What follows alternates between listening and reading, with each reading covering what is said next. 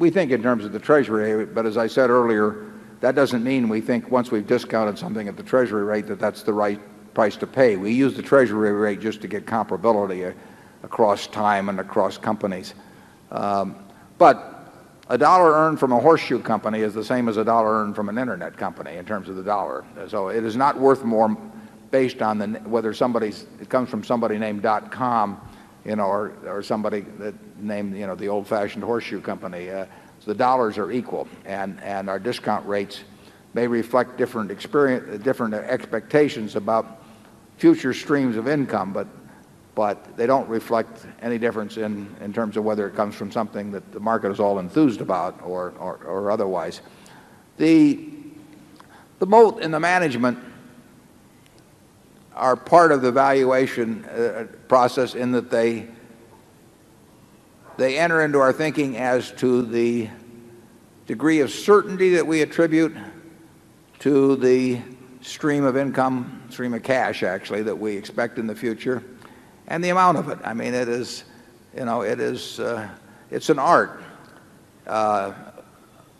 in terms of valuation of businesses. The formulas get simple at the end, but if you and I were each looking at the chewing gum business, we own no Wrigley, so I use Wrigley's fairly often in class. Now, pick a figure that you would expect unit growth of chewing gum, to grow in the next 10 or 20 years. Give me your expectations on how much pricing flexibility you have, how much danger there is that Wrigley's share of market is dramatically reduced. You can go through all of that. That's what we go through. That is, and in that case, we are evaluating the moat. We are evaluating the price elasticity, which interacts with the moat in certain ways. We're evaluating the likelihood of unit demand changing in the future.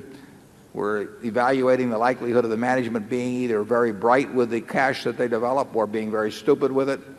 And all of that gets into our evaluation of what that stream of money looks like over the years. But the value of how the investment works out depends on how that stream develops over the next 10 or 20 years. We had a question earlier today that made certain suppositions about what could happen at Berkshire, and the formulation was exactly right. The question of what numbers to use is another question, but the formulation was proper, and that formulation, the moat enters into that. If you have a strong, big enough moat, you don't need as much management.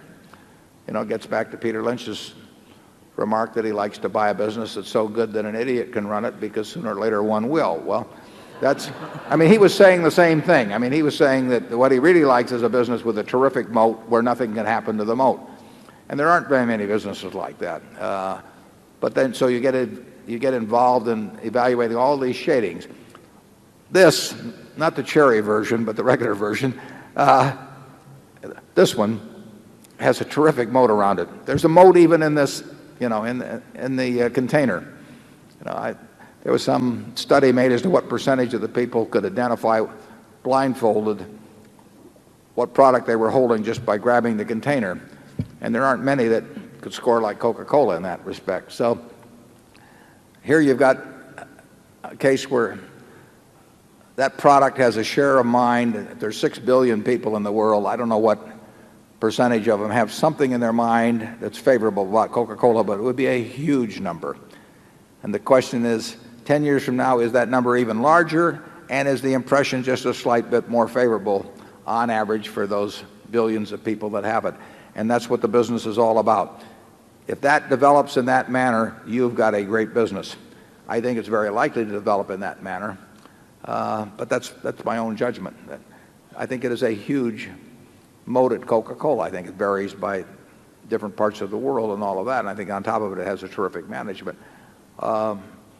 But there's no formula that gives you that precisely, that says that the moat is 28 feet wide and 16 feet deep, or anything of the sort. You have to understand the businesses, and that's what drives the academics crazy, because they know how to calculate standard deviations and all kinds of things, but that doesn't tell them anything. And what really tells you something is if you know how to figure out how wide the moat is and whether it's likely to widen further or shrink on you.